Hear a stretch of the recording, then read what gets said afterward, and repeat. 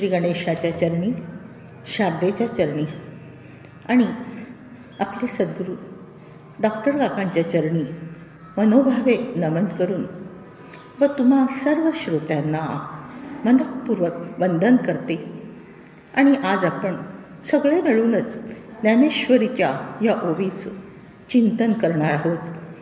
आता आज आपण हे जो सगळा ज्ञानेश्वर महाराजांचा संजीवन समाधी सोहळा, त्या निमित्ताने हे पारायण आणि एक एक ओवीवर म्हणजे ज्ञानेश्वरींच्या ओव्यांवर चिंतन, हे अशा या सगळ्या निमित्ताने आपल्याला पुन्हा काय होते, माऊलींचे सगळे जे विचार आहेत त्याची अशी उजळणी होते. अंतःकरणात ते कसे येतात, उजळून निघतात. म्हणून आपण काय करायचं आहे, माऊलींचा हात धरून चालतोय आणि हात धरता धरता काय होतंय, ते आपलं काय करतात, अज्ञान दूर करतात. आज सुद्धा इथे सुद्धा माऊली आहेच काय, जिथे जिथे आता म्हणून म्हणतो ना की ह्या जेव्हा पर्व असतात त्यावेळेस ती शक्ती प्रकर्षाने तिथे उपलब्ध असतेच. असं तर आहेच, सगळीकडे असते. पण ह्या निमित्ताने जास्त काय आहे तिचं आपल्याला ती स्पंदन अशी जाणवतात. आणि म्हणून आपण या श्रद्धेने, या भावाने की ती माऊली आहेच इथे आणि ती आपल्याकडून सगळं करून घेते. कशासाठी, तर आपलं अज्ञान दूर करण्यासाठी. इतकी तळमळ आहे माऊलीला की प्रत्येक जीवाने काय करावं, तर तिच्याशी एकरूप व्हावं.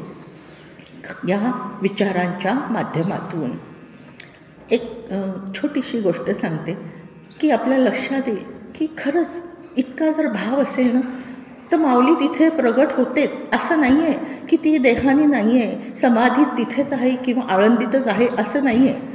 छोटंसं हे सांगते की गुलाबराव महाराज, विदर्भामध्ये गुलाबराव महाराज होऊन गेले, आत्ता होऊन गेले 100 वर्षापूर्वी. अंधचक्षू होते ते, पण त्यांचा इतका भाव होता, सद्गुरू माझे कोण, ज्ञानेश्वर महाराज. ते म्हणायचे कृष्ण माझा पती आणि शंकर पार्वती माझे माता पिता आणि सद्गुरू माझे ज्ञानेश्वर माऊली. आणि तेव्हा ते पहिल्यांदा अमरावतीहून कुठे आले, आळंदीला, सद्गुरूंच्या भेटीला. आणि त्यावेळेस समाधीच्या तिथे 3 दिवस काहीही अन्न पाणी न घेता बसले. कसा भाव असतो, तर प्रत्यक्ष माऊलीला यावं लागले. समाधीतून प्रत्यक्ष माऊली येऊन त्यांना मांडीवर बसवले, त्यांच्या डोक्यावर हात ठेवलाय आणि तेव्हा सगळी शास्त्र त्यांना अवगत झालेली आहे. म्हणजे असा हा म्हणून म्हणतो ना आपण की भावाने काय होतं की भाव पावे देव म्हणतो, तसं या भावाने आपण पण काय आहे हे सगळं करतोच आहोत. आणि म्हणून इतकी आपल्या अंतःकरणात श्रद्धा की अज्ञान आपलं काय आहे जाणारच आहे. कारण ज्ञानेश्वरीचं हे काय आहे, सगळं फळ काय आहे की अविद्या नाशे स्थळ आणि मोक्षपादान हे फळ. अविद्येत जातं आणि काय होतं, मोक्ष प्राप्त होतो. मोक्ष म्हणजे काय, मोकळा होतो. तर आज आपण अशी ही एक 9व्या अध्यायातली श्लोक आहे त्याचा 3रा आणि त्याची 60वी ओवी आपण बघणार आहोत. ओवी अशी आहे, ऐकली असेल तुम्ही सगळ्यांनी, पण काय त्याचं एक वेगळ्या पद्धतीने आपण चिंतन करून आपल्या अंतःकरणात कसा बदल करायचा. नुसती आपल्याला माहिती नाही घ्यायची, आपल्याला काय त्याच्यातून आपल्या मनाला घडवायचं कसं, अशा दृष्टीने आपण काय करणार आहोत, ह्या ओवीचं चिंतन करणार आहे. ओवी अशी आहे, तैसा हृदयामध्ये मी रामू, असता सर्व सुखाचा आराम, परी भ्रांतासी कामू विषयावरी. आता काय म्हणतात माऊली, तैसा हृदयामध्ये मी रामू, की प्रत्येकाच्या हृदयामध्ये काय आहे, अखंड मी आहेच. आणि कसं आहे, सुखरूपतेने आराम म्हटले. आपल्याला सगळ्यांना आता आरामाची आवडतो की नाही, सांगावं लागत त्याला या या या, कारण आराम सगळ्यांना प्रिय आहे. पण तो खरा आराम कुठे आहे ते माऊली आपल्याला दाखवत आहे की तुझ्याच हृदयामध्ये आहे, तुझ्या जवळच आहे. आणि तो सुखरूप राम असा जो तुझ्या हृदयामध्ये तो तुझा प्राप्त झाला की काय होईल, संपूर्ण सगळी ही धावपळ संपून जाते, पूर्ण शांतता, तृप्तता, आनंद याची प्राप्ती. पण काय म्हणतात, पण भ्रांतासी कामू विषयावरी. पण हा जो भ्रमिष्ठ मनुष्य की तो काय करतोय की हवाय त्याला आनंदच, पण कुठे शोधतोय, विषयांमध्ये. म्हणून वास्तविक आपण हे सगळं करतो कशासाठी, हे सगळं आनंदासाठीच आहे ना. म्हणजे कुठला आनंद, परमानंद. म्हणजे हे जे परमार्थाचं खरं ध्येय काय आहे, परमानंद. आता तोच आपल्याला हवा आहे, म्हणजे त्याची प्राप्ती. म्हणून हे अनेक अंगाने हे सगळे उपक्रम आपण करत असतो. आणि माणसाची वास्तविक काय मूळ कुठे आहे, त्याचं आनंदात आहे. आणि म्हणून त्याची जन्मापासून मृत्यूपर्यंत फक्त धाव कुठे आहे, आनंदाकडे. हवाय का त्याला आनंद, फक्त चुकलाय काय त्याचं की कुठून आनंद खरा मिळतो ते कळत नाहीये. आणि तो काय करतोय, भ्रमामुळे तो ती विषयातून काय म्हटलेलं आहे, आनंद शोधायचा प्रयत्न करतो. आता जसं आता दिवाळी झाली, आता दिवाळीचे 4 दिवस सगळ्यांनी आनंद घेतला ना. पण आपण बघतो की आपल्या इथे भारतात दिवाळी होती, जगामध्ये सगळीकडे कुठे दिवाळी, तिथे कुठे त्यांना तो आनंद होता. त्यांना काही त्याची काही गणनाच नव्हती, त्या दिवाळी काय काय आपल्या इथे काय झालं ते. आणि पुन्हा आता आपण जो आता 10 वर्षाचा असतो, 25 वर्षाचा असतो, त्यावेळेस जो दिवाळीचा आनंद घेत होतो तो आत्ता 17व्या वर्षी नाही उपभोगायला मिळत, तेवढी त्याच्यामध्ये रस नाही वाटत. कारण आता नातवंडांना सगळ्यांच्या याच्यासाठी करतो सगळं, पण तसा काही आता काय आहे, म्हणजे त्या आनंदामध्ये हा जो कृत्रिमतेने निर्माण केलेला आनंद, पण तो सुद्धा इतका काय आहे आता त्याच्यामध्ये आनंद वाटत नाही. पुन्हा आणखीन कसं आहे की आपला आनंद सारखा अवलंबून असतो व्यक्तीवर आणि वस्तूवर, की या व्यक्तीकडून मला आनंद मिळेल, तो मला माझ्याशी चांगलं वागेल, तो मला हे बोलेल, ते मला हे करेल. वस्तू पण आता जड आहेत वस्तू. गाडी, आता मला गाडी घेतली तरच मला आनंद मिळेल, पण ती गाडी घेऊन जातात कुठे आणि बंद पडते. मग आता त्यावेळेस तेवढा आनंद नाही मिळत ना, सगळं आनंद विरजण पडतं. म्हणजे काय की हे लोक आपल्याला या वस्तू असतील, व्यक्ती असतील, त्या जेवढा हवा तेवढा आनंद, जेव्हा हवा तेव्हा आनंद असं नाही देऊ शकत. आणि आपण मात्र काय असतं, त्यांच्यावर अवलंबून राहतो. आणि म्हणून वाट्याला काय येतं, दुःख वाट्याला येतं आपल्या. आणि म्हणून हे जे सगळं आपण काय बघतोय की ही जी खात्री नाही आहे ना आपल्याला, आणि खात्री कुठे आहे आनंदाची. माऊली सांगतात की तुझ्याकडे जो आहे आनंद, तुझ्या हृदयात ती खात्री आहे त्या आनंदाची. आणि म्हणून असा अस्थिर हा सगळा आनंद, आणि त्याच्या मागे काय आहे, आयुष्य जातं सगळ्यांचं. म्हणून त्याला म्हटलंय भ्रम, खरं कळत नाही आणि चुकीच्या ह्याच्यामध्ये काय ते आयुष्य जातं. मग आता इथे म्हणता की तैसा विषया, म्हणजे विषयामध्ये आनंदासाठी आयुष्य जाते. विषय किती आहेत, 5 विषय आहे आपल्याला, शब्द, स्पर्श, रूप, रस, गंध. हे 5 विषयाच्या निमित्ताने आपण दिवसभर काहीतरी ऐकू, काहीतरी बघू, काहीतरी बोलू, काहीतरी रचना, सारखं असं काय त्याच्यामधून आनंद घ्यायला बघतोय. आता एक एक विषय जीव घेतो. जसं आता शब्द हा विषय कोणाला प्रिय आहे, हरणाला अत्यंत संगीत आवडतं. संगीत चालू असेल ना की तो तिथे लुप्त होऊन जातो, सगळं भान विसरतो. आणि म्हणून हरणाला पकडायचं असलं ना की अशा संगीताचं हे करतात, संगीत सुरू करतात आणि त्याच्यात तो लुप्त होतो आणि त्याला पकडतात. नाहीतर तो किती चपळ आहे, कधी हाताला येत नाही, पण ह्या विषयांच्यामुळे काय होतं, तो पकडला जातो. स्पर्श दुसरा, हत्ती, त्याच्यात हत्तीचं केवढं बळ, केवढा म्हणजे त्याच्यामध्ये केवढं ताकद आहे, पण हत्तीणीला बघून काय होतं, सगळं त्याचं बळ जातं.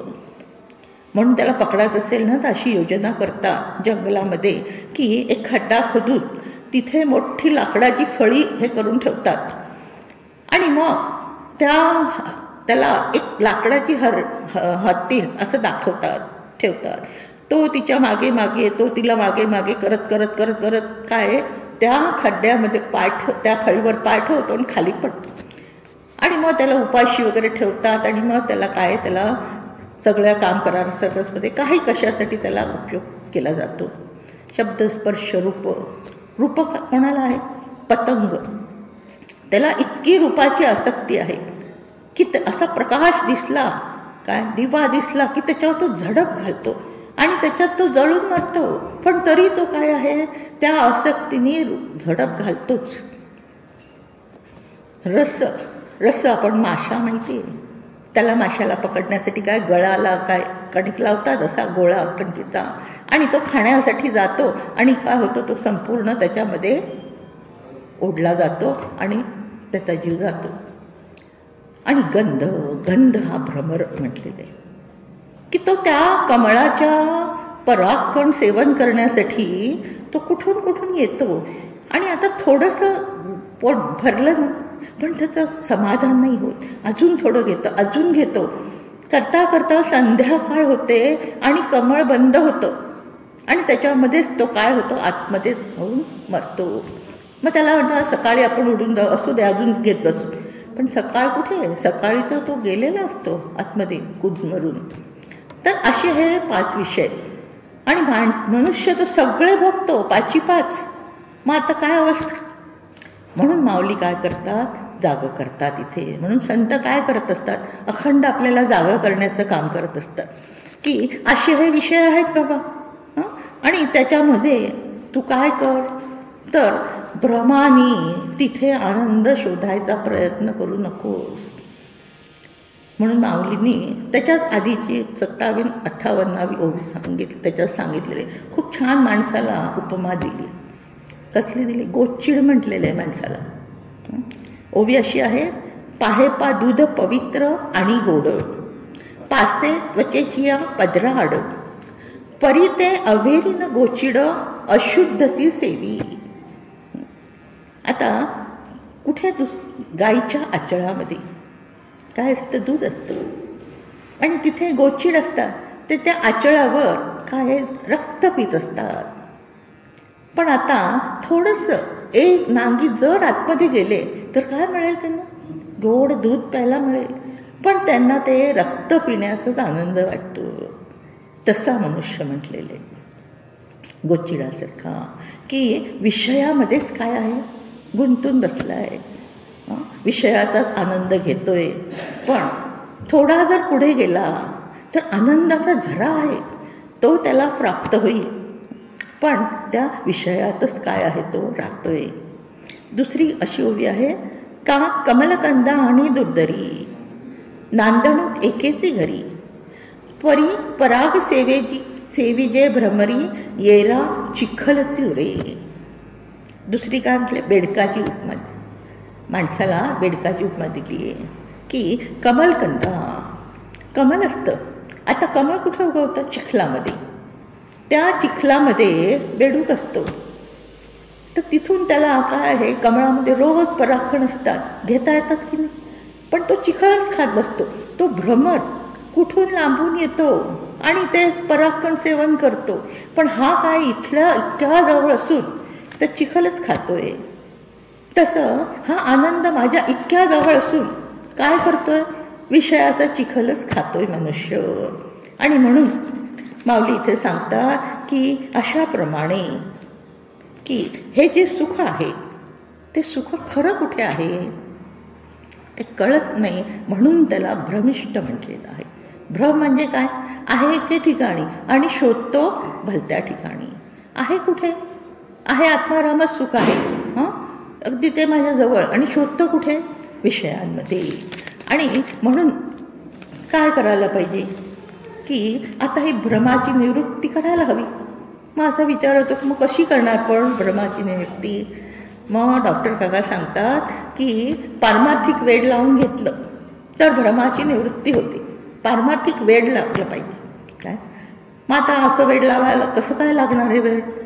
तर वेड्यांचं हॉस्पिटल आहे, तिथे भरती व्हायचं आणि काय करायचं, हे वेड लावून घ्यायचं. म्हणजे आता सज्जनगड आहे, काशी आहे, आपलं हे शिवगड, हे काय आहे, हे सगळे वेड्यांचे हॉस्पिटल आहे. इथे भरती व्हायचं आणि काय करायचं, ह्या सगळ्या भ्रमाची निवृत्ती करून घ्यायची. पण आता म्हणतो ना की काय असतं, एखादाच काय असतो, या बाजूला बघतो. आता आपण तुम्ही तुम्ही जिथे जिथे राहता तिथे केवढे लोक आहेत, केवढा आपला मोहल्ला असतो, केवढी लेन असते किंवा केवढं अपार्टमेंट, किती लोक असतात. पण त्याच्यामधून किती 2-4 जणच असतात, त्यांना बाकी कोणाला आवडत नसते. कारण सांगतात, प्रत्यक्ष भगवंतच सांगतात गीतेमध्ये, मनुष्याणाम सहस्त्रेषु कश्चित् सिद्ध येईल. एखाद्याच माणसाला असं हे काय पारमार्थिक वेड लागतं. आणि म्हणून आपण काय म्हणायचं, आपण किती भाग्यवान आहोत, पुण्यशाळी आहोत की काय आहे, हे वेड आपल्याला सद्गुरूंच्या मुळे लागलंय. आणि त्या वेड्यातून भ्रमाची निवृत्ती नक्की ते करणारच. तर असं आपण हे बघत आहोत की आता हे जे आपण बघितलं त्याची एक आता थोडीशी पण प्रक्रिया बघणार आहोत. की आता हे विषय, माऊली म्हणते काय की विषयामधून सुख घेण्याचा प्रयत्न करतो. आता विषय कुठले आपण बघितले, 5 विषय आहे, शब्द स्पर्श रूप रस गंध. आता हे विषय काय करतात की माणसाला त्याच्यामध्ये जखडून ठेवतात, गुलाम करतात. म्हणून संस्कृतमध्ये व्युंज धातू आहे, म्हणजे त्याचा अर्थ होतो विषय. विषय म्हणजेच काय, बंधनात टाकतो त्याला विषय म्हणतात. की जो जखडून ठेवतो आपला त्याला विषय म्हणतात. मग असे हे समर्थ पण म्हणतात, विषयजनित सुखे सौख्य होणार नाही.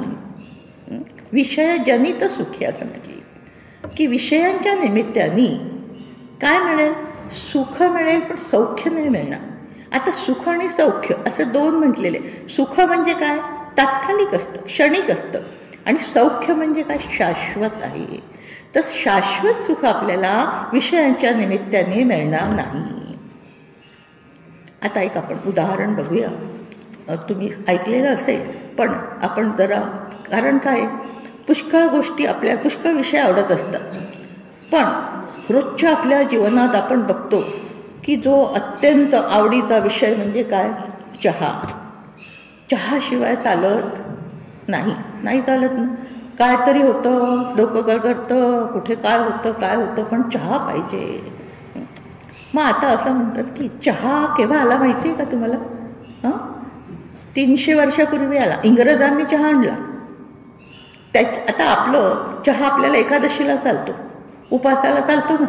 आता एकादशी व्रत हे पुराणामध्ये किती आधीच आहे, हो, पण तो चालतो. आता एकादशीला चालतो चहा, कारण का, लागतो म्हणून चालतो, असं होतं. पण झालं काय की तोनी आपल्याला काय अत्यंत गुलाम केलंय ना. पूर्वी म्हणजे आमच्या लहानपणी रेशनिंगचा काळ होता, तेव्हा 1 किलो साखर मिळायची. मग त्या ह्याच्यात पहिले 10 दिवस चहा व्हायचा साखरेचा, आणि नंतर गुळाचा, तो पण नाही, मग खजुराचा, पण चहा पाहिजे. असं म्हणजे काय झालं, हा चहा विषयच आहे, पण झाला ना, जखडलं की नाही त्यांनी आपल्याला. म्हणून मग आता असं हे बघूया की असं काय होतं त्यावेळेस. काय होतं तर आपलं जे अंतःकरण आहे ते अंतःकरण म्हणजे त्याला काय म्हणतात, अंतःकरण. आतलं करण म्हणजे इंद्रिय, आतलं इंद्रिय. जशी आपली ही इंद्रिय आहेत ना, हात पाय सगळे आपण इंद्रियांनी काम करतो, डोळे सगळ्यांनी, तसं हे आपलं आतलं इंद्रियच आहे. त्याच्यामध्ये काय आहे, मन, बुद्धी, चित्त, अहंकार. म्हणजे जेव्हा जे काम करतं ना तेव्हा त्याला ते नाव दिलं जातं, पण आहे एकच अंतःकरण. पण ते काय करतंय, मी त्याला वापरायला पाहिजे ना, तर माझं इंद्रिय त्याच्याऐवजी तेच मला वापरतं. आणि त्यामुळे काय होतं, अंतःकरणामध्ये हे मन अखंड काय असतं, अखंड बिरबिरतं. नको तेवढे विचार, नको तेवढ्या काळज्या, नको तेवढ्या चिंता, आणि त्याच्यामुळे काय होतं, ते अंतःकरण मलिन होतं. आता आपल्याला काय वाटतं मलिन झालं म्हणजे काय, अशी धूळ लागलेली आहे म्हणते, तसं नाही. मलिन म्हणजे काय, हे जे विकार आहेत, रागद्वेष आहे, ह्या सगळ्यांनी मलिनता येते, त्याला मलिन म्हणतो. मग आता असं, आणि हे अंतःकरणातूनच काय आपल्याला परमार्थ करायचा आहे. कारण आपल्याला माहिती, ज्या वेळेस जीव निघून जातो ना, त्यावेळेस उदान कंठात वायू असतो. तो त्या अंतःकरणातल्या वासना आणि त्या इंद्रियांचा काय संस्कार हे घेऊन निघून जातो. म्हणजे काय, आणि त्याप्रमाणे जे संस्कार आहेत, जसे त्याच्या वासना आहेत, तसं त्याला दुसरा जन्म मिळतो. म्हणजे हे अंतःकरण किती महत्त्वाचं आहे. मग ते अंतःकरण असं मलिन असेल, वासनांनी भरलेलं राहिलं तर काय होतं, कसे पण जन्म येतात, गर्भवास चुकतच नाही. म्हणून ते काय करायचं, शुद्ध करायचं. आता ते शुद्ध केलं तरच ते काय होतं, हे सगळं कळायला लागतं आपल्याला. परमार्थात वापरायचं म्हणजे काय, की जेवढं आपल्याला प्रपंचाचं हे असतं ना, पॅक असतं असं अगदी, तेवढं हे सगळं डोक्यावर कळत नाही, कंटाळा येतो. म्हणून हे सगळे लोक नाही आहेत ना, कारण त्यांच्यामध्ये काय प्रपंच अगदी घट्ट भरलेला आहे. आणि जेव्हा थोडं काय होतं, प्रपंच जर कमी झाला या मनातून, तर त्याची शुद्धता झाली, तर हे सगळं सांगितलेलं कळतं आणि ते असं मूर्त अंतःकरणामध्ये जातं आणि त्याच्यामध्ये काय बदल होतो. आणि हे सगळं कशासाठी आहे, की आपले हे जे सगळे जुने संस्कार आहेत ना, ते सगळे पुसले गेले पाहिजे. प्रपंचाचे जे आहे, देहबुद्धीचे आहेत, माझे कर्तृत्व भोक्तृत्व, हे संस्कार सगळे पुसले गेले पाहिजे. तरच काय होईल, तरच ते शुद्ध होतं. आणि ह्या सगळ्यांनी हेच होतं, नामस्मरण केलं, श्रवण मनन, सगळ्यांनी हे सगळे जुने संस्कार पुसले जातात. तर असं हे अंतःकरण म्हणून कसं पाहिजे, शुद्ध पाहिजे. मग आता अशा मलिन अंतःकरणात भगवंत येऊन बसेल का, आवडेल तरी का. आपल्याला तरी घाण घर असेल तर तिथे बसायला आवडतं का. सगळं स्वच्छ असलं की किती बरं वाटतं, पण घाणीमध्ये नाही आवडत. मग भगवंताला तर कसं आवडेल, तो तर शुद्ध स्वच्छ निर्मळ. त्याला तर अत्यंत काय पाहिजे, शुद्ध अंतःकरण पाहिजे. आणि आपलं अंतःकरण कसं आहे, धर्मशाळेसारखं. पूर्वीच्या काळी लहानपणी धर्मशाळा असायच्या ना, की कोणी पण यायचं, किती दिवस राहायचं, काही पण गोंधळ घालायचा, काही कचरा करायचा, जायचं निघून. तसं आपल्या अंतःकरणामध्ये कुठल्याही विचाराने यायचं, किती गोंधळ घालायचा, किती दिवस राहायचं, जायचं निघून, अजून दुसरे विचार, हे असं चाललेलं आहे. मग अशा अस्थिर अंतःकरणामध्ये भगवंत राहत नाही. आणि म्हणून आता आपण त्या अंतःकरणाचे एक एक पदर समजून घेऊ. म्हणजे आपल्या लक्षात नाही आहे की आपण जगतोय, पण असं आतमध्ये आपल्या चाललेलं असतं. हे काय आहे, असं उलगडतं आपल्याला आणि मग लक्षात यायला लागतं. हे सगळं समजून घेतलं की, म्हणून शास्त्र आपल्याला काय करतं, अशा खूप एक वेगळ्या पद्धतीने वेगळ्या उंचीवर न्यायला बघतं आणि खरं काय ती सगळी जाणीव करून देतं. मग आता या अंतःकरणामध्ये मन, बुद्धी, चित्त, अहंकार. आता मन काय काम करतं, मग मनाचं काम आहे संकल्प विकल्प. संकल्प विकल्पनात्मका मनः असं म्हणतात, की जे आपल्या मनामध्ये विचार येतो की नाही, की चला आज काय आहे, आज जरा काहीतरी मला श्रीखंड खावंसं वाटतंय, असं मनात विचार आला, कल्पना आली. मग असं म्हणतो जाऊन द्या, आता आज कुठे 2-4 दिवसांनी आणूया, आता आज कुठे एवढं जायचं. त्याला काय म्हणतात, विकल्प. पुन्हा परत नाही आता आज खाऊनच घेऊया. मग काय झालं, तेव्हा बुद्धी काय करते, बुद्धी निर्णय करते. जेव्हा मनात पक्क होतं ना, मग संकल्प साधतो, मग बुद्धी धरून ठेवते, नाही आज खायचंच. म्हणजे बुद्धीचं काम काय असतं, निर्णय करायचं. मग चित्त काय करतं, ते धरून ठेवतं, नाही खायचंच आहे, खायचं. आणि मग अहंकार काय करतो, अहंकार प्रवृत्त करतो, उठतो, कपडे घालतो, जातो बाजारात, घेऊन येतो. असं काय असतं, जेव्हा आपल्याला आता सकाळपासून केवढे विचार करतो, प्रत्येक वेळेस हे असं होत असतं. किती म्हणजे त्या भगवंताची काय हे आहे बघा, किती कॉम्प्युटर आहे सगळं, आपल्याला कळत पण नाही. एक क्षणात हे सगळं होत असतं की मन हे करतं, बुद्धी निर्णय करतं, चित्त धरून ठेवतं आणि लगेच अहंकार प्रवृत्त होतो जायला. असे हे 4 पदर अशी कामं करतात. आणि जाऊन घेऊन आलं की काय होतं, चला आता इच्छा होती आज खूप बसलो सगळे आणि खायला घास घेतो ना. त्यावेळेस काय असतं, मनामध्ये पूर्ण झाली ना इच्छा आत्ता त्या क्षणाला, म्हणून इतकं बरं म्हणजे एकदम सगळं ते शांत झालेलं असतं, मन बुद्धी चित्त अहंकार. आणि त्यावेळेस ते आत्मसुख प्रगट होतं आपल्याच जवळ. आणि मग आपलं काय छान आहे हो, काय मस्त आहे श्रीखंड, अगदी फारच छान आहे. आता ते छान नसतं, माझ्यामधला तो आनंद प्रकट होतो ना, म्हणून मला ते खूप छान वाटतं. पण आता थोड्या वेळाने काय खातोय, अजून 1 वाटी खाल्ली, 2 बापरे आता नको. मग का, कारण ते छान आहे, त्याच्यातून खूप आनंद मिळतोय, पण जास्त खाल्लं की नको वाटतं. म्हणजेच काय, त्याच्यात आनंद नाही आहे. आणि नंतर आपण परत दुसरं काय काय खायला गेलो ना की परत मग एवढं काही नाही वाटत. पहिल्यांदा खातो तेव्हा मात्र, कारण तेव्हा हे सगळं लीन झालेलं असतं. म्हणून आपण हे बघूया अशी प्रक्रिया की, म्हणून सांगतं काय, सिद्धांत काय की विषयाच्या निमित्ताने आत्मसुखाचा काय होतो, अनुभव येत असतो. जेव्हा हे 4ही पद त्यावेळेस लीन होतात तेव्हा. आता तसं दुसरं उदाहरण ते काका नेहमी देतात, तुम्ही ऐकलं असेल, पण आता जरा आपल्याला परत लक्षात येईल. चहा आपण मगाशी म्हटलं इतका आवडतो, लागतोच. आता 4 वाजले, काय झालं, चहा आहे का, चहा झाला का, किंवा सकाळी उठतो ना, सकाळी तेव्हा तर असं अगदी वाटतं उठल्यावर आता चहा हवा, म्हणून काय खाली जाऊन बघतो काय काय झालं की नाही, कोणी करतंय की नाही. म्हणजे मनात आलं, संकल्प झाला चहा हवा, जाऊन बघितलं, हो होतंय चला. म्हणजे काय झालं, बुद्धीला कळलं की नाही होतंय. मग चित्त धरून ठेवतं, आत्ता येईल, तर होतो चहा. आणि मग काय घेतो आपण, आणि पहिला घोट घेतो तेव्हा आता बरं वाटलं, आता सगळं करायला काय हरकत नाही, सगळं काय आहे, मरगळ गेली.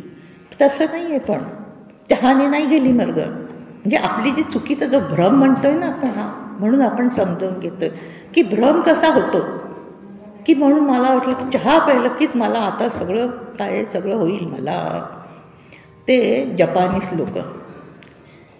लोकांची चहा पिण्याची एक काय आहे कार्यक्रम असतो. 2 जण समोरासमोर बसतात काय, आणि असे मांडी जे हे करून अगदी पायावर असे करून त्यांचं बसण्याची अशी पद्धत आहे, मांडी घालून नाही, पायावर अशी वज्रासनमध्ये बस तसं. आणि मध्ये किटली ग्लास ठेवलेले असतात, चहा ओतायचा, एकही शब्द बोलायचा नाही, आणि नुसतं डोळे बंद करून 1 घोट फक्त चहा घ्यायचा. काय, कारण जेवढं आपण हे बोलतो हे करतो ना, तेव्हा तेवढं चहामधलं हे निघून जातं. म्हणजे तेव्हा जे मनापासून तेव्हा ते अंतःकरणातून तो आनंद येतो. आणि म्हणून असा चहा प्यायला की मग काय होतं की त्या आनंदाने आपलं आपलं ताजेतवानं झाल्यासारखं वाटतं. कारण आहे कोणात त्या आनंदाचा हा सगळा फायदा असतो, चहाचा नाही. मग आता आपण बघितलं की असं चहा प्यायलो आणि काय झालं, आपल्याला बरं वाटलं, आणि आपल्याला वाटलं की चहा प्यायल्याने मस्त होता, आता आज छान वाटतंय. मग आता जर चहामुळे असेल तर त्याच्यामध्ये शास्त्र असं तर्क पण सांगतो आपल्याला की मग 1 कप, मग अशी म्हटलं तसं श्रीखंड 2 कप, काय 3 कप, मग वाढायला पाहिजे ना, आनंद वाढायला पाहिजे. चहामुळे आनंद मिळतोय तर, पण तसं तर होत नाही. उलट आपण दिवसातून 3-4 वेळा पेलो ना तरी नकोसं होतं, कसं तरी व्हायला लागतं. मग एकाच वेळेस तर पिऊच नाही शकत. 3ऱ्या कपाला तर नको मला तर बघायला नको चहा, 2 दिवस पिणार नाही मी, असं होतं. म्हणजे त्याच्यात सुख आहे का, नाही आहे. पुन्हा काय असतं, किती जणांना असं असतं की आम्हाला तर काय सोसायटीचा चहा लागतो, आम्हाला तर काय रेड लेबलचा लागतो, आम्हाला तर कोणाला हेच लागतो, दुसरा असेल तर नाही, आम्हाला नाही त्याच्यात मजा येते. म्हणजे चहात आनंद नाहीच आहे ना. त्यात परत काय असतं, कधी आपण आता खूप कुठेतरी प्रवासाला गेलो, वाटेत कुठे थांबून कुठे टपरीला चहा प्यायला थांबलो, तिथे सगळ्या अशा नुसत्या माशा बनबनतात, ते घाण आहे सगळी, नको वाटतो तो चहा प्यायला, नको नको. मग चहा चूक आहे ना, मग कुठे कसाय मिळाला तरी तो काय आहे घ्यायला पाहिजे, पण नाही घेत मनुष्य. किंवा असं छान कब्बशी असेल पण अगदी पातळ सुंदर, हा अगदी छान वाटतं बाबा, आणि ती जाळी ठोकळ असा कप नाही, काहीतरी काय. असे सगळे म्हणजे काय असतं, या सगळ्या एक एक या असतात, तर तेव्हा तो चांगला वाटतो. म्हणजे थोडक्यात काय की चहामध्ये सुख नाही. म्हणून काय म्हटलंय, भ्रमिष्ट, भ्रम झाला ना. मग आता अशीच प्रक्रिया आणखीन कुठे होते माहिती आहे, झोपेमध्ये होते. म्हणून तुकाराम महाराज म्हणतात की ढेकणाचे बाजे, सुखाची कल्पना, ही काय वल्गना आहे. म्हणजे ही सगळी विषयांची बाज ही कशी आहे, ढेकणाने भरलेली आहे. म्हणजे ढेकणाने भरलेले आपल्याला त्याच्यावर झोप येईल का रात्रभर, तसं हे विषय आहेत. आणि मनुष्य म्हणतो मी सुखाने इथे राहतो, मी हे सगळे विषय सगळे गोळा करतो की नाही, केवढे गोळा करतो, हे घेतो ते घेतो ते घेतो, आणि वाटतं जेवढं माझं काय आहे भव्य दिव्य तेवढा मी सुखी, तेवढा मी मोठा. मग त्याचा केवढा अहंकार घेऊन परत फिरतो, माझं एवढं घर, माझी एवढी गाडी, माझं एवढं आहे, माझं आहे. माणसाचा चेहऱ्यावरच दिसतो ना, चेहरा कसा असतो असा अगदी असा. तर म्हणून आपण बघतोय की असंच सुख झोपेमध्ये मिळतं आपल्याला. आता झोपेमध्ये पण हेच होत असतं, पण आपल्याला काय वाटतं की नाही नाही मला ना खूप थबले आता, मग आता झोप हवीच थोडा वेळ, सकाळपासून उठलं आहे आता थोडी दुपारी विश्रांती हवी, किंवा दिवसभर मी काय खूप काम केलं आता रात्री झोप हवी. पण झोप कशासाठी हवी असते, झोपेमध्ये आता जेव्हा झोपतो आपण तेव्हा काय होतं, हळूहळू हळू सगळी इंद्रिय काही काम करत नसतात, आणि बघता बघता काय होतं सगळं आपलं लीन होतं की नाही.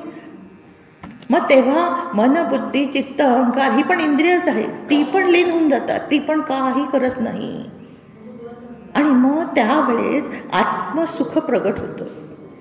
2 तासाची म्हणजे अशी गाढ झोप असते आपल्याला संपूर्ण रात्रीमध्ये, त्यावेळेस आत्मसुख मिळतं, आणि ते हवं असतं. म्हणून सगळ्यांना झोप हवी असते, काय की ते आत्मसुख सगळ्यांना हवंय. ओढ सगळ्यांची कुठे आहे, आत्मसुखासाठी.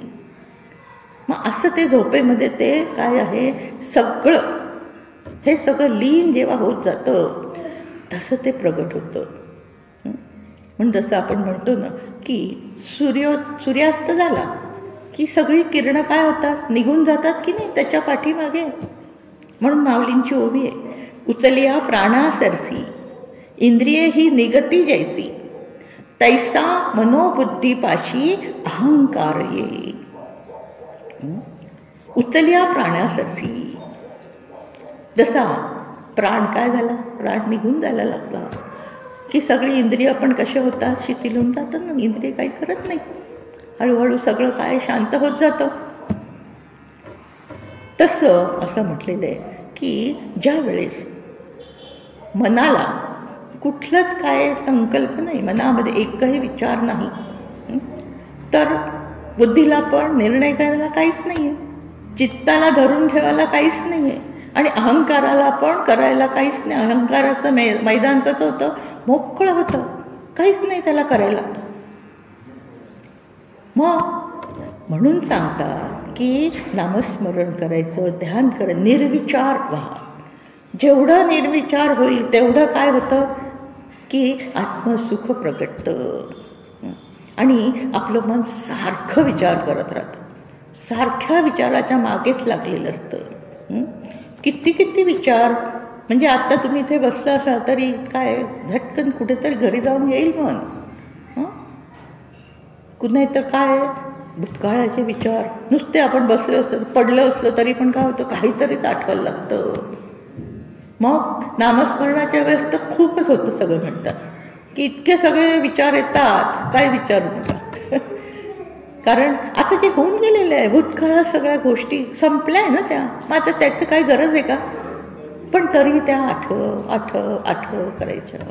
आणि काय होतं, परत अस्वस्थ होतं ना.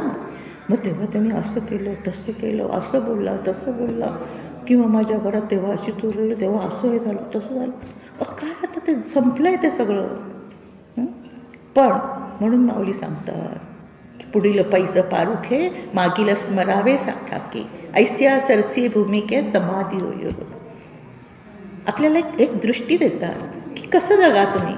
पुढील पैसं पारुखे, पुढचं सगळं काही काळजी करू नका, त्याच्यावर सोडून द्या. पुढे काय होईल, कसं होईल, नीट ठेवेल की नाही, मला नीट दे राहील की नाही, अरे काय करायचं आहे. जे सगळं प्रारब्ध तयार होऊनच आलेलं आहे तसंच ईश्वरानं पाठवलं, जे आहे ते होणार आहे.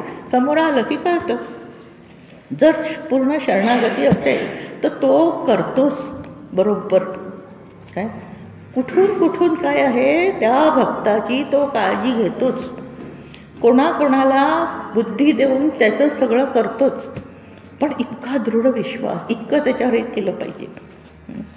कारण आपण काय करतो, सगळे आधार घेतलेत आणि त्याचाच आधार घेतला नाही जो खरा आहे तो. आणि त्या आधारांवर काय इतके अवलंबून असतो.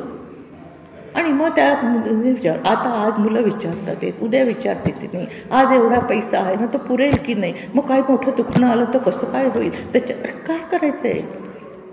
त्याला नेगेटिव्ह थिंकिंग म्हणतात, की असं विचारच नाही करायचे. म्हणजे नसेल होणार तरी ते व्हायला लागतं असे.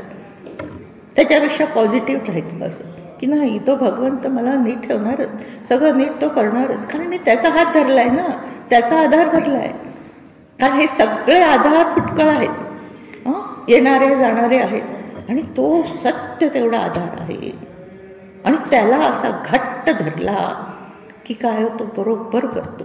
किती वेळ आपण म्हणतो ना, अहो काय इतकी अडचण होती, इतकं हे होतं, आता कसं होणार, का होणार, तुम्ही अगदी देवासारखे आलात बरं आत्ता, आणि हे सगळं माझं झालं. देवासारखे आला नाही, देवानेच पाठवलेलं असतं त्यांना. पण आपल्याला हे समजत नाही. आणि म्हणून मागच्या पण काय आहे, मागच्या पण काही ते तर संपलंच आहे. त्याला तर काय विसरूनच जायचं. म्हणून जे म्हणतात ना, सतत वर्तमानात राहा. मग आता वर्तमानात राहायला म्हणूनच नामस्मरणाच्या याच्यात म्हटलेले की नामस्मरणात राहा, म्हणजे दुसरे विचार येत नाही. त्याच्या स्मरणात राहिलं की दुसरे स्मरण कसे होतात, सगळे जरा बाजूला पडायला लागतात ना, हळूहळू ती सवय होते. तर म्हणून आपण असं म्हणतो की अशा प्रकारे मन, बुद्धी, चित्त, अहंकार हे जेवढे कार्यरत कमी होतील तेवढं ते सुख माझ्या जवळ यायला लागतं. आणि म्हणून या ओवीत असं म्हटलेलं आहे. मग आता असं आपल्याला प्रश्न येतो की हे तर असं लक्षात आलं की अशा प्रकारे चाललेलं असतं. आणि म्हणून त्या मनाचे श्लोक एवढे का सांगितले, तर ह्या पहिलं मनच आहे ना, मग पुढे हे सगळेजण काम करतात ना. मनाचेच ह्या सगळे संकल्प काय झाले पाहिजे, थांबले पाहिजे. मग आता त्याच्यासाठी आपण म्हणतो की आता हे सगळे संकल्प म्हणजे इतके आतमध्ये ते संस्कार भरलेले असतात ना, जेवढे विचार करतो ना तेवढे संस्कार, म्हणजे जे आपण बघतो ना त्याचे संस्कार होतात, जे ऐकतो त्याचे संस्कार, मग भलता भलता बघतो, भलता भलता ऐकतो, त्याचे सगळे संस्कार आतमध्ये राहतात. एक छोटं उदाहरण सांगते. म्हणून काय होतं की आपण आता झोपेमध्ये आत्मसुख मिळतं, पण मग स्वप्न पडतात, मग जाग येते, आणि जाग आल्यावर काय होतं, सगळे संस्कार परत सगळे येतात वरती. अरे मला हे करायचं, ते करायचं, इकडे जायचं, तिकडे जायचं, हा येणार आहे, तो येणार आहे, झालं ना. म्हणजे ते पुसले नाही गेले. आत्मसुखाचा थोडा अनुभव येतो, त्याच्यामुळे आपण दिवसभर त्या एनर्जीवर काय सगळं करू शकतो, पण संस्कार पुसले जात नाही. एक उदाहरण सांगते, योग वसिष्ठामध्ये आहे की राम होते, तर रामाचे पूर्वज होते त्यावेळेस, म्हणजे जवळजवळ 10 पिढ्या आधी त्यांचे रामाचे पूर्वज पण सगळे कसे आध्यात्मिक होते. एक बहुरूपे दोघंजण त्यांच्याकडे आले आणि त्यांनी म्हटलं की आम्ही कुठलंही काय आहे, आम्ही कुठलंही हे रूप घेऊ शकतो. तर आता ते आध्यात्मिकच होते. ते म्हणाले मग असं करा, तुम्ही समाधीचं सोंग, म्हणजे कुठलंही सोंग घेऊन शकतो आम्ही, असं त्यांनी सांगितलं. कुठलं सोंग घेऊन दाखवू तुम्हाला? नाही म्हणजे समाधीचं सोंग घ्या. बसले दोघं जण, मांडी घालून बसले सगळं, आणि लावली समाधी. आणि मग काय, समाधी लागल्यावर उतरवता येत नव्हती त्यांना, म्हणजे त्यांना नुसतं सोंग घेता येत होतं, पण त्याच्यातून मग नंतर काय करायचं हे नव्हतं येत. ते तसेच बसून राहिले. आता त्यावेळी दुसरं पण कोणी नव्हतं की त्यांची समाधी उतरवेल असं. आणि मग अशा 10 पिढ्या गेल्या, म्हणजे किती नगरं त्यानंतर त्याच्यावर काय वसली गेली, काय काय झालं. आणि मग रामाच्या वेळेस एकदा ते लोक कुठेतरी खोदकाम करत होते, काहीतरी बांधकाम करायचं होतं. तेव्हा वसिष्ठ आणि राम तिकडे बघायला गेले. आणि तिथून जात असताना वसिष्ठ म्हणाले, थांबा थांबा, या इथून जरा हळू हे करा, खोदा, जोरानी करू नका. मग हळूहळू खोदून बाजूला केलं तर ते 2 बहुरूपी तिथे होते. मग आता वसिष्ठांना तर समाधी उतरवता येत होती. त्यांनी डोक्यावर हात ठेवून त्यांची समाधी उतरवली. डोळे उघडले त्यांनी. आणि काय म्हणतात, हां हे सांगायला विसरली की तेव्हा त्या राजाने सांगितलं होतं की तुम्ही जे सोंग घ्याल त्याच्याबद्दल 10,000 मोहरा तुम्हाला देईन. एवढे 10 पिढ्या गेल्यावर ते उठल्यावर म्हणतात 10,000 मोहरा घेतल्या. म्हणजे असे काय आहे, संस्कार जात नाही असं सांगायचंय काय. मग आता झोपेतून तर आपण आता हे यांची अशी गत, इतके समाधीमध्ये राहून सुद्धा ते संस्कार गेले नाही. आणि आता आपण तर रोज झोपतो, झोपेतून हे सगळे कसे संस्कार जाणार. मग आता हे सगळे संस्कार आपल्याला घालवायचे. त्याच्यासाठी मग काय साधन, म्हणजे आता हा जो आत्मसुखाचा अनुभव विषयांमधून आपल्याला क्षणिक येतो, तो निघून जातो. झोपेमध्ये येतो तो पण काय असतो, तेवढ्या पुरता असतो, तेवढी एनर्जी असते, पण संस्कार काही जात नाही. मग असं काय साधन की जेणेकरून हा सगळे संस्कार पुसले जाऊन तो अखंड आत्मसुखाचा अनुभव आपल्याला येऊ शकेल. मग त्याच्यासाठी मग आता काय करतात, साधन सांगतात, काय करा, नामस्मरण करा, ज्ञानेश्वरी वाचा. पण हे स्थूल मानाने साधन आहे. ते म्हणजे ते पूरकच आहे, ते तिथे घेऊन जाणारच आहे. पण अजून आतमध्ये पण काय व्हायला पाहिजे, हे सगळं करताना आतमध्ये काय व्हायला पाहिजे तसं अजून साधन झालं पाहिजे. मग आता कोणी म्हणतं की हठयोगाचं आहे, त्याचे यम नियम, आसन, प्राणायाम, प्रत्याहार, धारणा, ध्यान, समाधी, केवढे कष्ट त्याच्यामध्ये.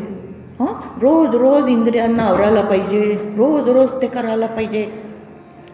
ते माऊलींची ओवी आहे ना की ते सती ती जात असते, तिला एकदाच काय पतीबरोबर जळून जायचं असतं, पण इथे तर काय रोज रोज त्याला जळायला लागतं, इतकं आवरायला लागतं, इतकं सगळं काय आहे सांभाळायला लागतं. म्हणून मग असं म्हणतो की बाह्य साधन आणि त्याच्याबरोबर अंतःकरणात पण काय झाला पाहिजे, बदल झाला पाहिजे. असं काय असेल. नाहीतर बाह्य आपण बघतो सगळे काय टाळ बुक्का माळ सगळं अगदी छान असतं, पण पुन्हा काय मन सगळं कुठे असतं, सगळं विषयामध्ये, प्रपंचामध्ये. म्हणून मग आता त्याच्यासाठी भगवंत गीतेमध्ये भगवंतांनीच साधन सांगितलेले. काय म्हणतात, मय्येव मन आदस मयि बुद्धिर्निवेशय निवसिष्यति मय्येव अत ऊर्ध्वं न संशया. तू काय कर, तुझं मन आणि बुद्धी माझ्या ठिकाणी ठेवून दे, तर मी काय करेन, तुला या सगळ्यातून मोकळा करीन. संशय ठेवूच नको, करीनच मी. आता भगवंताचं वचन आहे. मग आता काय करायचं, मन आणि बुद्धी ठेवून द्यायची म्हणजे काय करायचं नाही का. तर मग म्हणतात की तुझ्या मनाचे जे सगळे संकल्प ते सगळे माझ्या दिशाने होऊ दे, तुझी बुद्धीचे जे निर्णय आहेत ते सगळे माझ्या दिशेने होऊ दे. पण म्हणजे तरी काय करायचं ते पण आपल्याला नाही कळत ना, त्याच्या दिशेने म्हणजे काय. म्हणून म्हणतं की जे जे आपण मनाने की मला हे करायचं आहे, ते करायचं आहे, असं करायचं, हे सगळं ठरवतो, त्यावेळेस काय म्हणायचं, तो काय करतोय, हा पांडुरंग, पांडुरंगासाठी मी हे करतोय, पांडुरंगासाठी ते करते. म्हणजे आज मला हे करायचंय, आज मला ते करायचंय, ते काय कोणासाठी करायचंय, पांडुरंगासाठी करायचंय, माझ्यासाठी नाही. म्हणून मग त्याच्यासाठी आधी काय बसून घ्यायला लागतं की हे संपूर्ण घर कसं आहे, पांडुरंगाचं आहे. त्याच्यातली सगळी माणसं आहेत ती काय त्याची आहेत, आणि हा देहसुद्धा काय पांडुरंगाचा आहे. मग सगळं करायचं, प्रपंच सगळा करायचा. म्हणून ते काय म्हणतं तिथे, तुझं कर्तव्य सगळं कर, धर्माप्रमाणे सगळं वाग, पण तू काय माझ्या तिथे ते सगळं अर्पण कर. पण असं होत नाही ना की आता एवढं केलं, चल आता तुला पांडुरंग अर्पण, आता तुला आज मी आता एवढं कर्म केलं तुला अर्पण, असं होत नाही ना. म्हणून मग काय करायचं की हे सगळं त्याचंच आहे. आणि म्हणून जो काही विचार येईल तो काय आहे, त्यांनीच मला दिला. जे काही मला काय आहे असं की हे करावं, ती बुद्धी त्यांनीच दिली आहे. आणि म्हणून हे जे इंद्रियाकडून हे कर्म होत आहे तोच करून घेतोय, कारण तोच करून घेतो ना. कसं काय, आता तो बसलाय ना वैश्वानर आतमध्ये, काय म्हणतो, अहम वैश्वानरो भूत्वा प्राणिनां देहमाश्रिता प्राणापान समायुक्त पचाम अन्नम चतुर्विधम. सांगतोय तो 15वा अध्याय की मी वैश्वानर म्हणून तुझ्या इथे सगळं पचवतोय. ते पचवतोय म्हणून काय होतं, ऊर्जा निर्माण होते. त्या ऊर्जेने तू हे सगळं कर्म करू शकतोय. मग तू कुठे काय त्याच्यामध्ये, असं समजून काय आहे की तो करतो, तो करून घेतो. त्यांनीच मला हे करायला बुद्धी दिली, त्यांनीच मला हे करायला संकल्प हा करून घेतला. म्हणजे त्याच्यामध्ये काय होतं, मी आणि माझं हे कमी व्हायला लागतं. आणि तेच कसं कमी करायचं हे कळत नाही ना.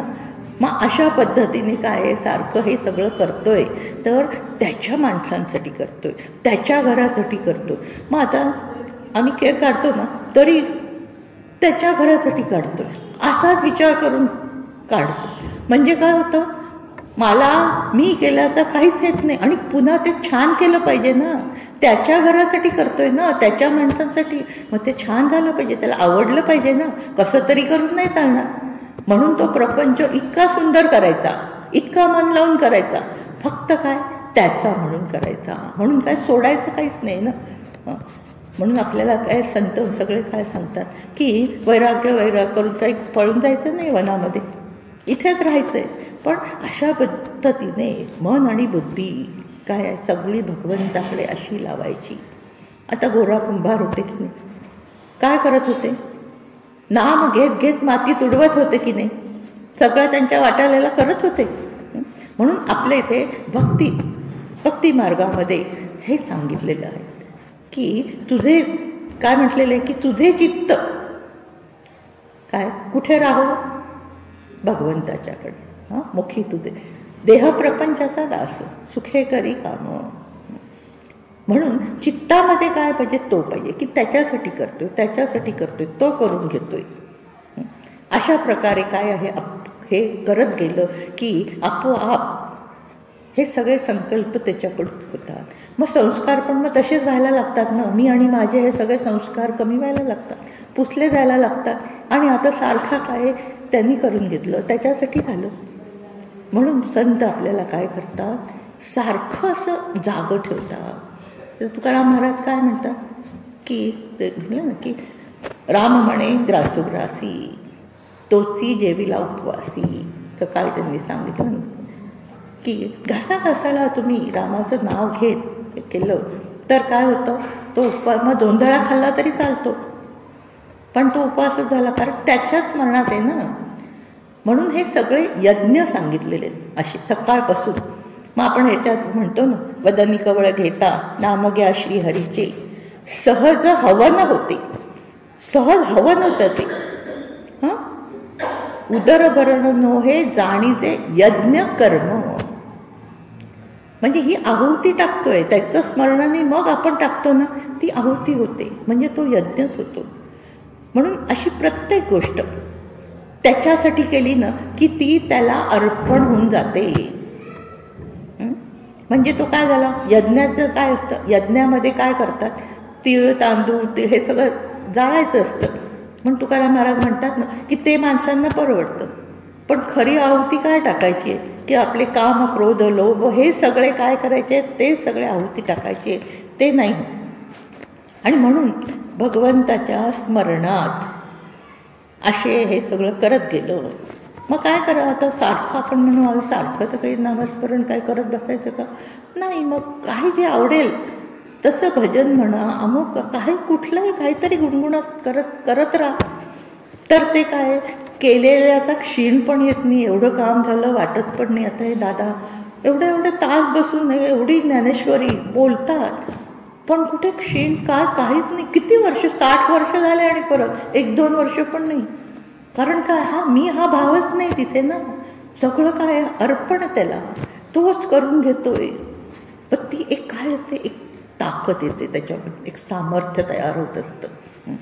आणि हे सगळे म्हणून म्हटले की असे हे सगळे मी माझे जे संस्कार गेले ना की त्याच्यामध्ये अंतःकरण शुद्ध व्हायला लागतं.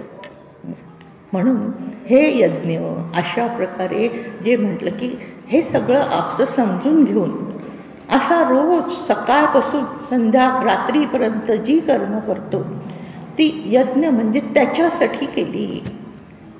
म्हणून तिथे सांगितलं की कर्म सगळी कर, फक्त काय फळाची अपेक्षा ठेवू नको.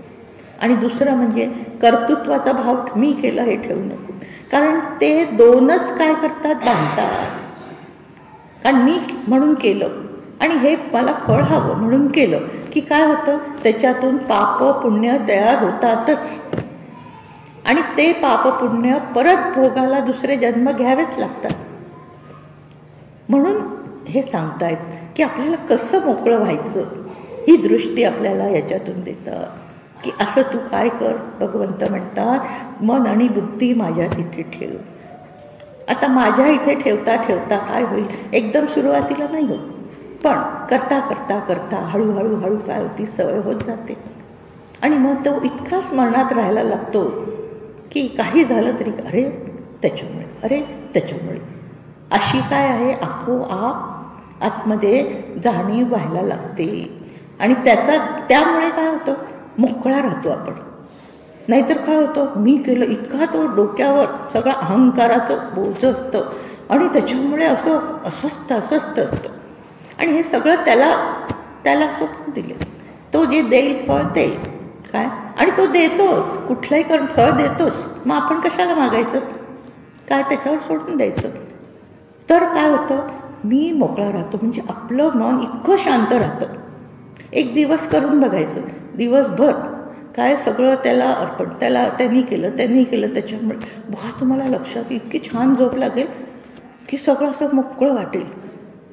कारण आपला हा सगळा भार घेऊन जगतो आपण. आणि हे सगळं कसं आहे, अनात्म म्हटलेलं आहे ना, सगळं हे मी म्हणतो, पण ते काहीच नाही आहे.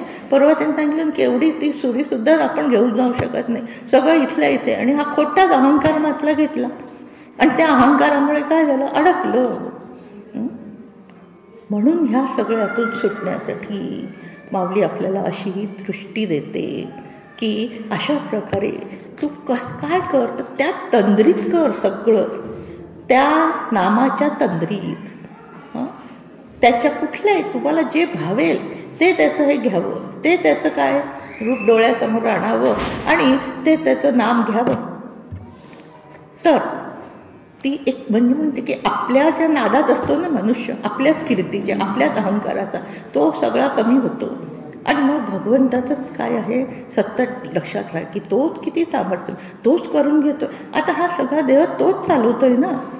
आपण रात्री झोपतो, कोण चालू असतं, कोण करतं. एरवीसुद्धा आपल्याला माहिती आहे का आतमध्ये आहे, आता हार्ट हे हृदय चालू आहे, त्यानंतर ते आतमधले ते सगळे अवयव, किडनी काय फुफ्फुस काय सगळं चालू आहे. पण आपल्याला कुठे काय कळत, आपण कुठे काय करतोय, तिथे करतोय तोच ना सगळं. त्याच्यात काय झालं हे सुद्धा आपल्याला कळत नाही. आणि हे बाहेरचं नुसतं थोडं करतो त्याचा अहंकार घेतो, हो मला एवढं, मी तेवढं केलं. म्हणजे किती चुकीच्या पद्धतीने मनुष्य जगतो आणि त्याच्यामुळे काय होतं, अजून वासना तर निर्माण होतात की मला अजून, आणि हे सगळं असं दिसणारं आहे. म्हणून ते म्हणतात की जे उत्पन्न होतं ते काही काळ टिकतं आणि नाश पावतं. आणि त्याच्यासाठीच आपण ही सगळी उलाढाली चालली जीवनभर, आयुष्यभर. हा देहसुद्धा जाणार आहे आणि हे जगातलं पण सगळं जाणार आहे, काही टिकत नाही.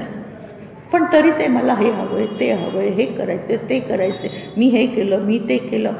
मग त्याच्या वासना राहतात आणि त्या वासनात परत म्हणतो ना, जन्म घ्यावा लागे वासनेच्या संगे. मग त्या वासनात अडकवतात. आणि म्हणून मग अशा प्रकारे ही मन जे सगळे कल्पना करते, या सगळ्या काय आहे, या नाशिवंत जगाची आणि त्याच्या वासनांची, त्या मनालाच काय करायचं, भगवंताच्या तिथे लावून टाकायचं. तर मग काय होतात, हळूहळू सगळ्या, म्हणजे त्याचं स्मरण राहतं ना, की त्याच्यासाठी करतोय, तो करून घेतोय, त्यांनी हे दिलं, म्हणजे त्याचं स्मरण राहतं. आणि म्हणून शुद्धता राहते आपल्या बुद्धीमध्ये. आणि जेवढी शुद्धता राहते तेवढी मलिनता जाते. आणि इतकं नामस्मरणाचं इतकं म्हणजे त्याचं सामर्थ्य आहे की तो ह्या सगळ्या आपल्या वासना गलित करतो. कारण एका वेळेस एकच राहू शकतं मनात, की जर त्याचं स्मरण सगळं करतोय ना, तर सगळ्या वासना हळूहळू काय होतात, सगळ्या जातात. आणि अशा वासना संपल्या की काय होतंय, आत्मसुखाची प्राप्ती. म्हणून अशा पद्धतीने आपण काय आहे, अशी थोडं बसवून घेतली जीवनाची घडी, तर जे आत्मसुख माझ्याच जवळ आहे त्याचा काय होतो, मला आत्ताच याच जन्मात त्याचा अनुभव घेता येतो. म्हणून आपण काय करतो, पंढरपूरला जातो, सगळे पंढरपूरला जाऊन काय नैवेद्य दाखवतो, लाह्यांचा प्रसाद दाखवतो, आणतो, सगळ्यांना वाटतो. पण त्याच्यात काय आहे की जशा लाह्या त्या भाजलेल्या आहेत, आता त्या जमिनीत पेरल्या तर उगवणार नाही आहेत. तसं पांडुरंगा तू माझ्या सगळं काय वासनांचे बीज निर्बीज कर, अशी त्याला मागणी करायची असते ते लाह्यांचा नैवेद्य दाखवून. कारण जर त्या वासना गेल्या तरच काय आहे, तरच मला आत्मसुखाचा अनुभव आणि पुन्हा काय आहे, जन्म पण नाही. मग अशी सुंदर काय म्हटलेले की आपल्याला जीवनाची या ओवीतून अशी सुंदर घडी बसवून द्यायला असं माऊली आपल्याला काय करतात, एक दृष्टी देतात. मग अशी ही दृष्टी आपली, आपण त्या दृष्टीनेच काय करायचंय, बसतो ना आपण परायण, तरी ते त्यांना सांगून बसायचं की तुमच्या ह्या सान्निध्यात बसवलंय तर तुम्ही काय करा, आता माझं अज्ञान, माझ्या अंतःकरणातलं ह्या सगळं काय आहे तू गलित कर. कारण तेच करू शकतात, त्यांच्याचकडे मागणी करायची. म्हणून ह्या साधनेने, स्थूल साधनेने सुद्धा एवढं होत असतं, इतका फरक होतोच, कारण त्याच्या सान्निध्यात बसतोय आपण.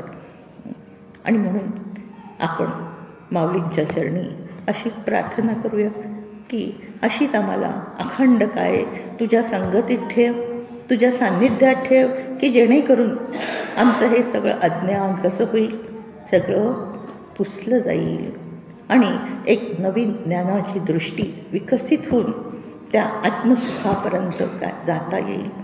कारण मनुष्य जन्मातच हे आहे, शक्य आहे, नंतर कुठल्याच योनीमध्ये हे शक्य नाही आहे. आणि आत्ता एवढ्या भाग्याने मनुष्य जन्म तूच दिला आहे आणि तूच काय कर, आता आमची अशी सार्थकता करून घे. अशी माऊलीच्या चरणी आपण प्रार्थना करूया आणि झालेली सेवा माऊलींच्या चरणी अर्पण करून आधी इथे थांबूया. पांडुरंग हरी वासुदेव हरी.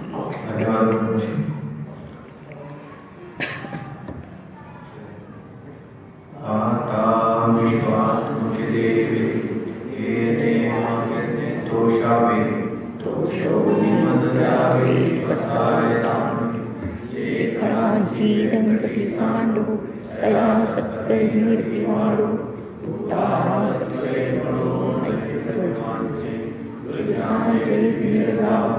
विश्वधर्म सुखे पाहू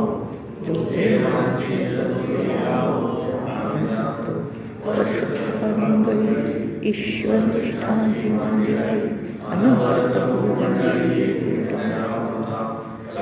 कल्पतरुचारो चेतना चिंतामणि चंद्रमौर्यार्चन मातंडगितापरि ते सर्वाणि सदा